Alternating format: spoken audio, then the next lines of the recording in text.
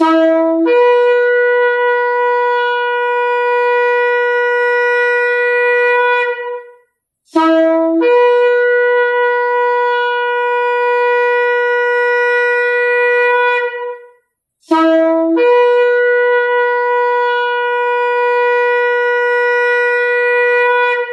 RPK dimanapun Anda berada, Shalom Beshem Yeshua HaMashiach, salam sejahtera dalam nama Yeshua HaMashiach, dalam nama Tuhan Yesus Kristus Juru Selamat kita.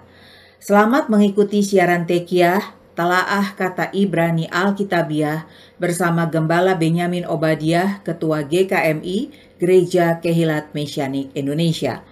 Tekiah sendiri dalam bahasa Ibrani berarti suatu cara peniupan shofar seperti yang telah didengar tadi. Siaran Talaah Kata Ibrani Alkitabiah ini dimaksudkan untuk menggali kebenaran Alkitab dari bahasa dan masyarakat Ibrani yang menjadi persemaian tumbuhnya iman Kristiani kita yang berasal dari tanah perjanjian Israel di Timur Tengah. Saudara dapat mengajukan pertanyaan ke 0812-9912430 untuk mendapatkan jawaban dari perspektif mesianik. Shalom Pak Ben.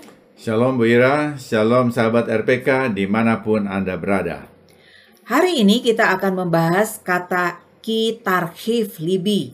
Dalam bahasa Ibrani dieja kaf yud, dibaca ki, artinya ketika atau karena. Taf, res, het, yud, bet, dibaca tarhif, artinya memperbesar atau besarkan. Lamet, bet, yud, dibaca libi, artinya hatiku. Ki tarhif libi, karena kau besarkan hatiku. Aku akan menjalankan perintahmu, karena ki engkau membesarkan hatiku. Mazmur 119 ayat 32. Sebenarnya apa yang diperlukan David dari Tuhan? Ya, di dalam ayat ini David mengatakan bahwa ia akan mengikuti perintah Tuhan pada saat Tuhan membesarkan hatinya. Apakah ini hanya ungkapan puitis atau apakah David benar-benar melakukan tawar-menawar dengan Tuhan untuk mendapatkan hati yang lebih besar? Dan mengapa ia menginginkan hati yang lebih besar? Kata Ibrani tarhif atau to enlarge, bahasa Inggrisnya, atau memperbesar, berasal dari akar kata rahab, yang berarti perluasan pemahaman. Kata ketika, dalam terjemahan LAI, adalah ki, kaf yud, yang dalam parsing Ibrani mempunyai lebih dari satu arti, yaitu when, ketika, dan juga because, karena.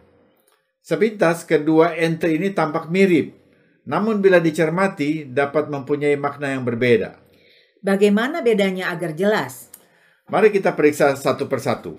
Pertama, bila preposisi ki berarti when atau ketika, maka dalam ayat ini David mengatakan bahwa ia hanya akan menjalankan perintah Tuhan ketika Tuhan memperbesar hatinya. Jadi Tuhan harus memperbesar hatinya lebih dulu, baru ia menjalankan perintah Tuhan. Masuk akal, hatinya harus diperbesar lebih dahulu sebelum ia melakukan perintah. Sekarang kita lihat entry yang kedua. Bila preposisi ki berarti because atau karena, maka dalam ayat ini David mengatakan bahwa ia akan menjalankan perintah Tuhan karena dengan itu hatinya akan diperbesar. Jadi hatinya diperbesar karena ia menjalankan perintah Tuhan. Dengan perkataan lain, ia melakukan perintah Tuhan lebih dulu, maka itu akan memperbesar hatinya. Adalah ketaatan kepada perintah Tuhan yang mengakibatkan hatinya diperbesar. Pemahaman yang pertama menunjukkan bahwa Tuhan yang harus memperbesar hati kita agar kita melakukan perintahnya. Tanggung jawab ada pada Tuhan. Karena kalau Tuhan tidak memperbesar hati kita, maka kita tidak akan melakukan perintahnya. Umat dapat mengatakan mereka belum dapat melakukan perintah Tuhan yang adalah raja karena raja belum memperbesar hati mereka. Padahal yang memerintahkannya adalah raja yang berdaulat, yang harus dilakukan oleh segala rakyatnya dan juga segala pengikutnya. Pemahaman kedua menunjukkan bahwa tindakan ketaatan kepada perintah Tuhanlah yang memperbesar hati pelakunya. Apapun yang diperintahkan Tuhan dilakukan, sekalipun itu belum dipahami lebih dahulu. Ia tetap melakukannya, karena dengan melakukannya itu, ia akan mendapatkan pengertian. Dengan melakukannya, maka ia akan mendapat pengertian yang lebih diperluas. Pemahaman kedua meletakkan tanggung jawab lebih besar pada umat Tuhan untuk melakukan perintah Tuhan, Raja yang berdaulat. Pemahaman kedua, ki sebagai sebab atau karena, sebetulnya searah dengan kesepakatan bangsa Israel ketika menerima Torah di Sinai. Israel mengatakan waktu menerima Torah di Sinai, Naase Fenisma, Keluaran 24 ayat 7. Artinya, kami akan melakukan dan kami akan dengarkan. Ini terdengar seperti terbalik. Bukankah orang harus mendengar dulu baru melakukannya? Di sini, melakukan lebih dahulu, baru mendengar. Apa maksudnya? Ya, inilah satu pengakuan bahwa segala yang diperintahkan Tuhan akan dilakukan sekalipun belum sepenuhnya dimengerti. Israel akan melakukan lebih dahulu. Dan sambil melakukan, mereka mendengar untuk memahaminya. Kalau begitu, di antara kedua pemahaman preposisi ki, itu mana yang lebih tepat? Keduanya dapat dipakai, saling melengkapi. Nah, di sini ada masalah cara pandang atau cara berpikir. Pembaca Alkitab abad 21 harus mampu berpikir siklis Ibrani agar dapat menerima dua opsi yang berbeda sebagai satu kelengkapan. Cara berpikir siklis berbeda dari cara berpikir linear Yunani yang mempostulatkan bila ada dua opsi pemahaman, maka satu harus benar dan yang lain harus salah. Cara berpikir ini berisiko akan mengurangi kekayaan makna perintah Tuhan yang diberikan dalam konteks budaya Ibrani yang bersifat siklis. Preposisi ki Ibrani dapat menjadi contoh yang pas untuk menjelaskan cara berpikir siklis Ibrani. Dengan pemahaman yang pertama, ki adalah when atau ketika. Memang kita perlu mendapatkan pencerahan dari Tuhan untuk mengerti, dan dengan pengertian itu kita dapat melakukan misvot atau perintah-perintah Tuhan dengan tepat. Misvot atau perintah-perintah Tuhan merupakan perintah yang diberikan dengan alasan yang jelas. Jangan membunuh misalnya. Manusia diciptakan atas selem Tuhan atau bayangan Tuhan. Jelas, membunuh sama dengan merusak bayangan Tuhan. Tetapi tidak semua perintah Tuhan dapat dimasukkan dalam kategori misvot. Ada perintah Tuhan yang disebut kukim, yaitu perintah yang diberikan tanpa diberi alasan yang jelas. Contoh, dalam penghabisan bait suci, semua peralatan dan para imam yang terlibat harus dikuduskan dengan air dari abu lembu merah yang tanpa cacat. Pertanyaannya, mengapa harus warna merah dan tanpa cacat? Tidak ada keterangan apapun yang Tuhan jelaskan waktu perintah itu diberikan. Umat Israel harus menaatinya sekalipun mereka belum paham maksud perintah itu. Contoh lain, perintah makan daging kosher. Kosher itu artinya bersih. Itu yang tertulis dalam Imamat pasal 11. Artinya daging yang dimakan haruslah dari daging binatang yang memamah biak dan berkuku belah. Dengan kriteria ini, maka babi, kuda, kucing, anjing, kelinci tidak dimakan. Tidak ada penjelasan mengapa demikian. Nah, disinilah dalam pemahaman kedua, yaitu ki sebagai because atau karena, Tuhan memberikan tanggung jawab kepada umat Tuhan agar melakukan perintah sekalipun Tuhan tidak memberi alasan secara jelas. Ketika kita melakukan perintah tidak makan daging binatang non-kosher yang tidak bersih, barulah kita tahu bahwa dalam melakukan perintah Tuhan, pemahaman kita diperluas untuk melihat bahwa sesungguhnya perintah ini diberikan untuk melindungi kita dan ada berkat di dalam waktu kita melakukan perintah ini. Ada berkat yang dilimpahkan Tuhan ketika kita melakukan perintahnya. Yang tadinya tak masuk akal sesudah melaksanakannya malah masuk akal. Dalam hal makan kosher, berkat apa yang didapat oleh pelakunya? Berkat yang didapat dengan melakukan makan kosher adalah kesehatan. Kita terhindar dari berbagai penyakit karena ketidakseimbangan nutrisi, lemak, dan kolesterol.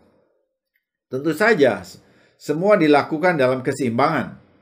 Misalnya, orang yang punya darah tinggi jangan makan daging domba yang sekalipun kosher namun dapat memicu darah tinggi. Jadi harus berhikmat juga. Bila tidak, kita tidak memakai hikmat, maka sesudah kita makan sate kambing, malah kita harus dilarikan ke rumah sakit. Mungkin ada contoh lain. Contoh lain, misalnya, saya tidak sepenuhnya memahami kapan kehidupan dimulai dalam rahim ibu.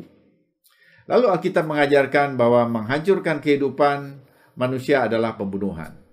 Jadi walaupun saya tidak tahu persis kapan kehidupan itu mulai di dalam rahim seorang ibu, maka sikap saya akan menentang aborsi. Ada berbagai pandangan kapan janin itu dipandang sebagai manusia hidup. Ada yang menyatakan saat lahir dan pada saat menghirup udara. Dan ada lagi yang lain di lingkungan Judaism, ada juga yang menyatakan pada hari yang ke-40, yaitu angka yang merujuk pada satu permulaan baru. Kita tak dapat persis mengerti satu perintah Tuhan, tetapi tetap melakukannya sekalipun belum memahami sepenuhnya. Sama seperti David, pada suatu hari kita akan mengerti mengapa Tuhan memerintahkan seperti itu. Ada contoh lain. Alkitab menginstruksikan bahwa seorang pria tidak boleh berhubungan dengan pria lain seperti yang dia lakukan dengan seorang wanita. Ini diterjemahkan dengan istilah semburit, yang kita sebut di sini secara populer itu homo. Saya belum sepenuhnya mengerti mengapa hal seperti ini adalah kekejian bagi Tuhan. Dipikirkan karena Tuhan menciptakan manusia pria dan wanita untuk berhubungan sebagai suami dan istri. Memang tampak tidak alami kalau Tuhan sudah menciptakan laki-laki dan perempuan, lalu kemudian laki-laki dengan laki-laki, perempuan dengan perempuan. Ini kan tidak alami, tidak sesuai juga dengan konteks budaya. Tapi kalau kita bisa berpikir juga, jika ada dua orang saling menyintai dan tidak ada yang terluka, mengapa dilarang? Banyak pertanyaan dapat diajukan. Namun Alkitab dengan jelas mengajarkan bahwa itu dilarang. Jadi meskipun kita belum sepenuhnya mengerti pikiran Tuhan, jika Alkitab jelas mengatakannya, maka seperti David, kita perlu mempercayainya dan mematuhinya, agar kemudian pemahaman hati kita diperluas untuk mengerti perintah tersebut. Ya, pengertian melakukan perintah dulu agar mendapat hati yang besar dalam arti pemahaman yang diperluas ini merupakan pencerahan dari firman Tuhan di awal tahun. Jadi bagaimana sikap kita terhadap perintah Tuhan? Ya, pertanyaan ini membawa kita pada Amsal 3 ayat 5. Percayalah kepada Tuhan dengan segenap hatimu dan janganlah bersandar kepada pengertianmu sendiri. Ini ditulis oleh Raja Salomo, orang yang diberi karunia hikmat oleh Tuhan. Bahkan orang yang paling bijaksana di dunia yang pernah hidup, sekalipun mengalami hal-hal yang di luar pemahamannya sendiri. Dan dia menyadari dia harus mempercayai Tuhan dengan segala hal-hal ini.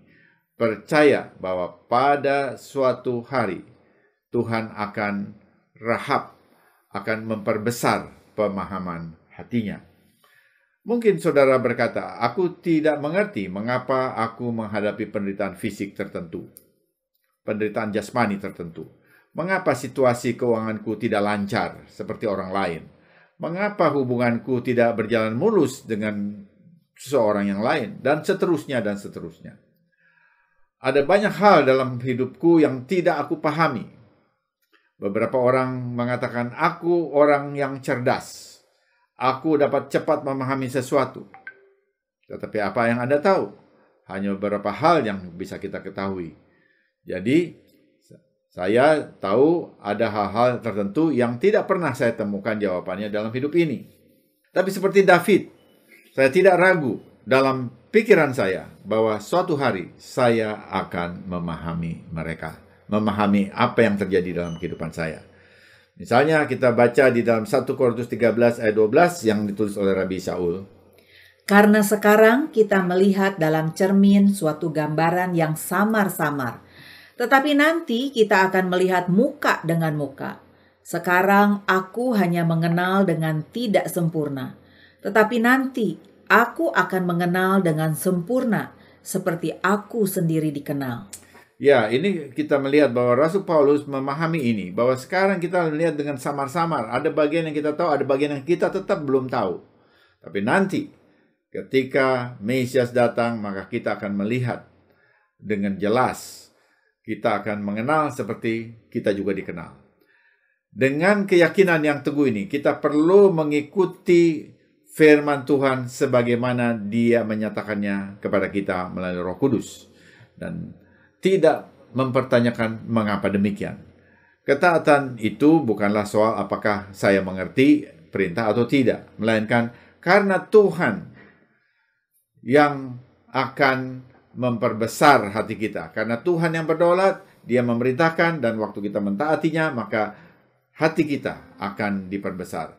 Pemahaman hati saya akan menjadi lebih luas, dan karena itu dapat memahami apa yang dimaksud oleh Tuhan.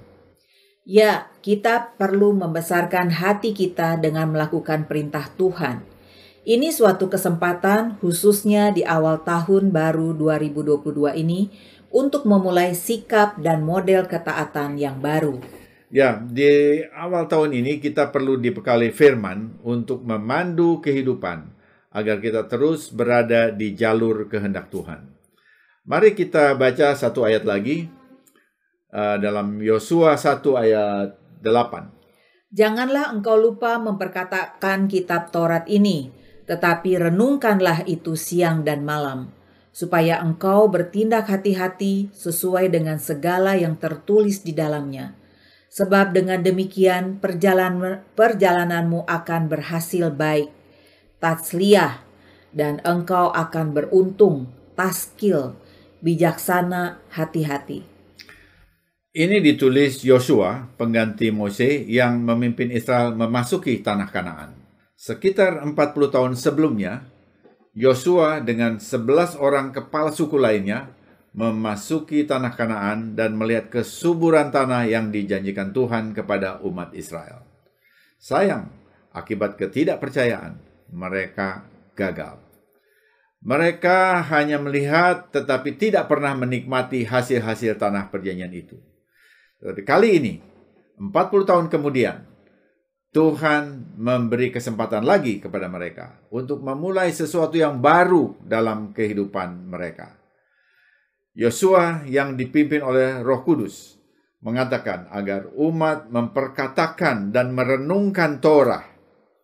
Saat itu Mose baru saja wafat dengan mewariskan Sefer HaTorah, yaitu kitab gulungan Torah kepada Israel. Yosua memahami bahwa ia bukan siapa-siapa tanpa firman dan perintah-perintah Tuhan.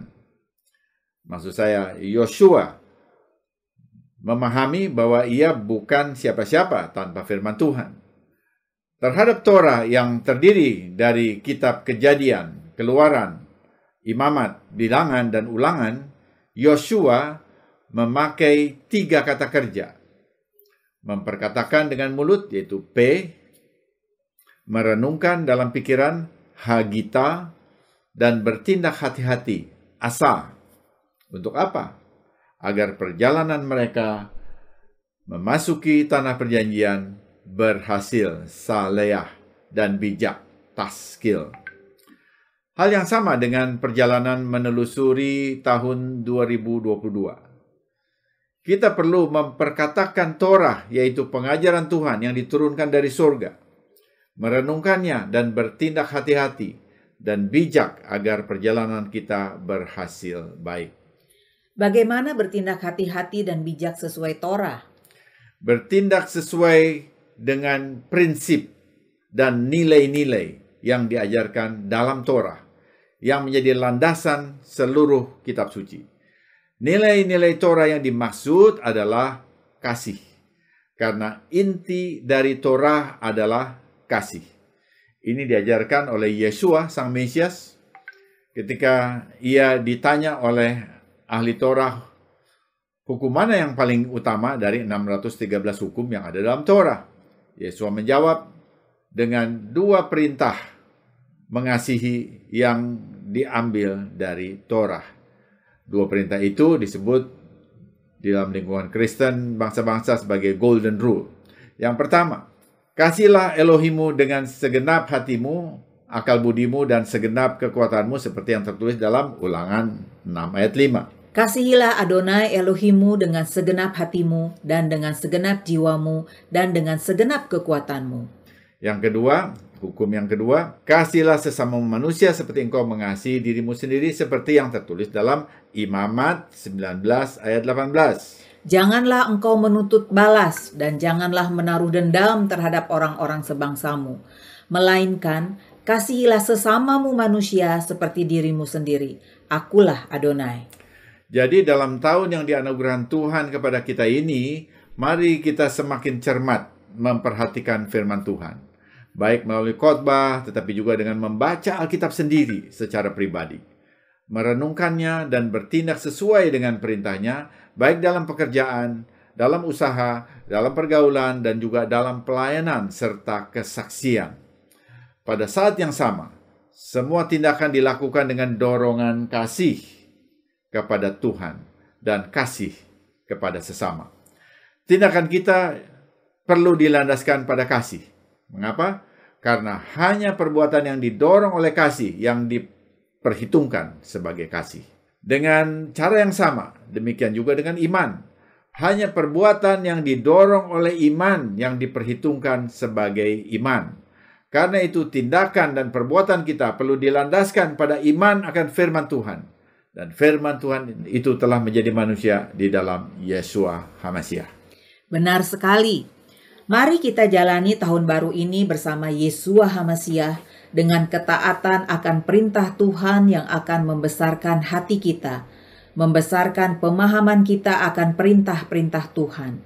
Dengan memperkatakan pengajaran Torah dalam 5 buku pertama dan seluruh kitab suci Alkitab, merenungkannya dan bertindak hati-hati dan bijak, maka perjalanan kita di tahun 2022 akan berhasil mencapai destiny, tujuan hidup yang ditetapkan Tuhan bagi kita secara pribadi, keluarga, dan komunitas kita masing-masing. Semoga siaran ini menjadi berkat bagi saudara. Informasi bagi saudara. Kalender Mesianik 5782-5783 atau tahun 2022 dengan hari-hari raya Ibrani Alkitabiah telah terbit. Hubungi Nora di 0812-9424-7480, 0812-9424-7480 untuk mendapatkannya. Bila saudara diberkati oleh siaran Tekiah dan mau kembali memberkati siaran ini, saudara dapat mengirimkan dukungan dengan menghubungi Happy di 0811-910-814. Sesudah narasi ini kita akan mendengar lagu rohani Ibrani Belibi Safanti, Dalam Hatiku Kusimpan oleh Roy Kendall dan Naomi Pritz yang diangkat dari Mazmur 119 ayat 11. Dalam hatiku aku menyimpan firman-Mu supaya aku jangan berdosa terhadap Engkau. Mari kita simpan firman Tuhan dan perintah Tuhan dalam hati kita, agar kita bersikap dan bertindak bijaksana sepanjang tahun ini. Amin. Tiba saatnya saya Penatua Ira Obadiah dan Gembala Benyamin Obadiah mohon diri dari ruang dengar saudara. Sampai jumpa pada siaran mendatang. Yesua keselamatanku, Torah kesukaanku, menuju kepenuhan bangsa-bangsa. Shalom. בלבי ספנתי, בלבי ספנתי, אמרתך למען לא אחטא.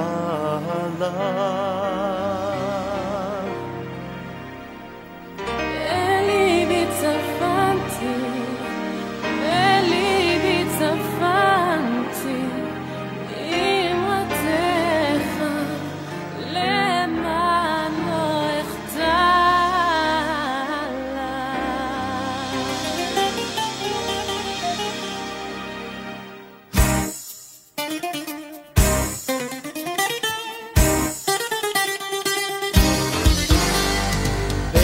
צפנתי, בלבי צפנתי, אמרתך למען לא אחטא. בלבי צפנתי, בלבי צפנתי, אמרתך למען לא אחטא.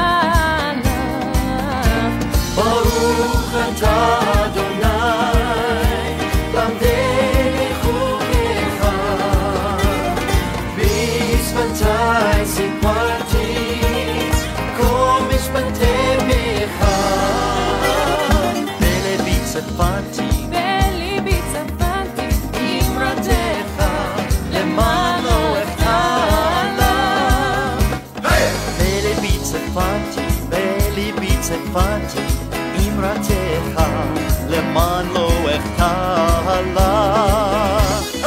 בלבי צפנתי, בלבי צפנתי, אמרתך למען לא אחטא. ברוך אתה אדוני, למדני חוקיך, בשפתי סיפרתי כל משפטי פיך. In my heart I've hidden In my heart I've hidden your word, O Lord, and I may not sin